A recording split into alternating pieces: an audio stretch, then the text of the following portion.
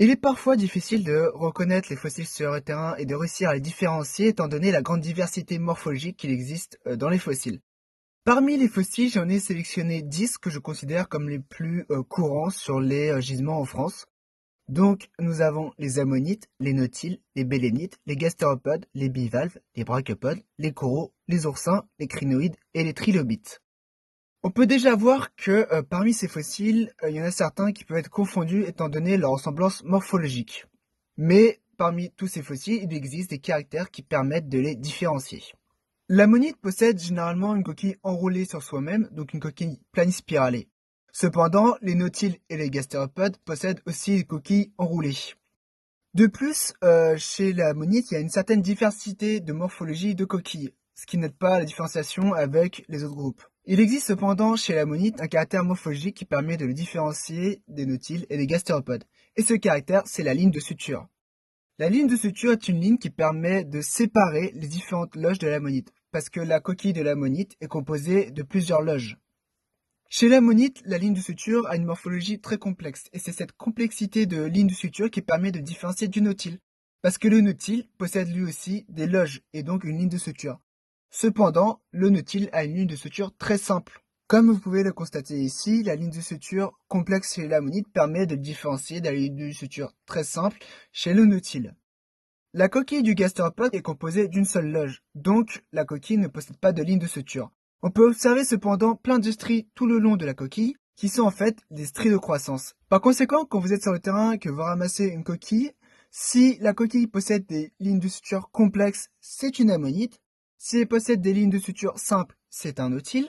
Par contre, si elle possède pas de lignes de suture, mais des stries de croissance, c'est un gastéropode. Pour continuer dans les céphalopodes, on va enchaîner avec les bélénites.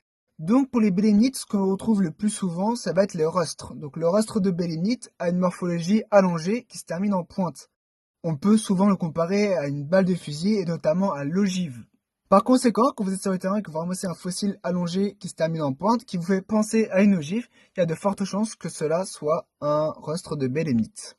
Le bivalve possède une coquille avec une valve droite et une valve gauche.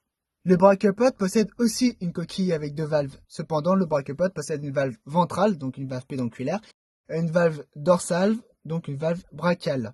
Ce qui peut permettre de différencier le brachiopodes du bivalve, c'est la présence d'un foramen. Donc c'est le trou là où il y a le pédoncule, et donc le pédoncule sert à la fixation au substrat. Le foramen n'est pas présent chez le bivalve.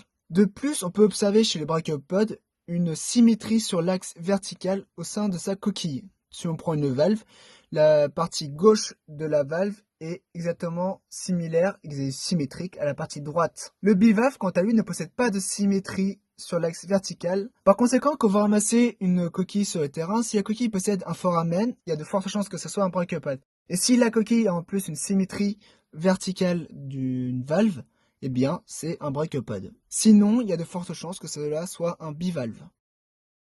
Dans les coraux, on trouve les coraux solitaires et les coraux en colonie. Les coraux solitaires sont plus ou moins allongés avec des stries d'accroissement et on retrouve tout en haut une calice qui possède plein de stries qu'on appelle septes. Les coraux en colonie sont composés généralement de plusieurs calices ensemble, donc un bloc avec plein de calices dessus. Donc plein de ronds avec des stries, donc des septes. Et parfois, les calices ont une forme hexagonale. Donc si vous allez sur le terrain et que vous trouvez un fossile plus ou moins allongé avec un calice, donc un rond plein de stries à l'intérieur, il y a de fortes chances que cela soit un corail solitaire. Par contre, si vous trouvez un ensemble de calices, c'est un corail en colonie. Passons aux oursins. Généralement, ce qu'on retrouve des oursins sur les gisements, ça va être les testes, donc la carapace de l'oursin. Il existe deux types d'oursins, les oursins réguliers et les oursins irréguliers. Chez les oursins, on retrouve tout de même un caractère qui va permettre de les reconnaître. Ça va être la présence de 5 branches sur la carapace qui correspondent en fait aux zones ambulacraires. Ce qui va permettre de différencier les oursins réguliers des irréguliers, ça va être la morphologie de la carapace.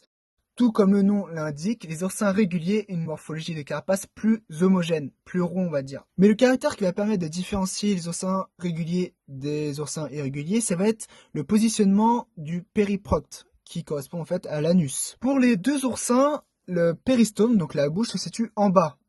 Par contre, le périprocte chez l'oursin régulier se trouve tout en haut, alors que le périprocte chez l'oursin irrégulier se trouve légèrement décalé par rapport au péristome. Donc si vous ramassez sur le terrain un fossile qui a une morphologie en sphère, qui possède 5 branches, c'est probablement un oursin. Et si vous observez le péristome, donc la bouche en bas, et le périprocte en haut, c'est un oursin régulier, sinon c'est un oursin irrégulier. Un crinoïde est composé de racines, d'une tige, d'un calice et de plusieurs bras. Mais ce qu'on le retrouve le plus souvent sur le terrain, ça va être la tige du crinoïde. La tige du crinoïde est composée d'un ensemble de plaques superposées qui peuvent avoir une forme en étoile, une forme circulaire ou encore une forme pentagonale. Les crinoïdes ont donné justement un nom à un célèbre pont dans le sud de la France, c'est le pont aux étoiles. Justement, car on trouve beaucoup de crinoïdes, et surtout beaucoup de tiges de crinoïdes avec une forme en étoile. C'est pourquoi si vous retrouvez sur le terrain une tige avec plusieurs plaques, eh bien il y a de fortes chances que cela soit une tige de crinoïde. Passons enfin au dernier fossile, le trilobite. Le trilobite est composé d'une tête, qu'on appelle céphalon, d'un thorax et d'un pygidium.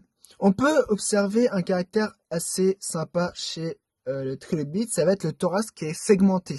Donc souvent, quand on retrouve un reste de fossile avec plusieurs segments, qui vous fait penser notamment à un isopode, par exemple le cloporte ou encore un Bathynomus, eh bien, il y a de fortes chances que cela soit un trilobite. Donc si vous connaissez un peu la morphologie d'un trilobite, vous allez généralement le reconnaître assez facilement sur le terrain, parce qu'il y a très peu de fossiles similaires morphologiquement. Donc dans cette vidéo, je vais vous présenter quelques caractères qui permettent de reconnaître facilement certains fossiles. Mais pour reconnaître plus facilement les fossiles sur le terrain, cela se fait avec l'expérience, donc pratiquer, et aussi avec la documentation. Si vous allez sur un terrain en vous documentant avant, vous allez sans doute savoir ce que vous allez trouver. Par exemple, si je sais que sur le terrain où je vais aller, il y a des ammonites, je vais tendance à savoir que je vais trouver des coquilles enroulées avec des lignes de suture complexes. Donc je vous conseillerais de vous documenter avant d'aller fouiller et de vous renseigner sur les différents fossiles qu'on peut trouver en France. J'ai mis dans cette vidéo quelques liens qui vous permettront d'avoir plus d'informations sur les différents groupes présentés dans ces vidéos et aussi sur d'autres groupes que je ne vous ai pas présentés. Et j'espère que cette vidéo vous aura aussi intéressé. Et sur ce, je vous dis à plus pour d'autres vidéos.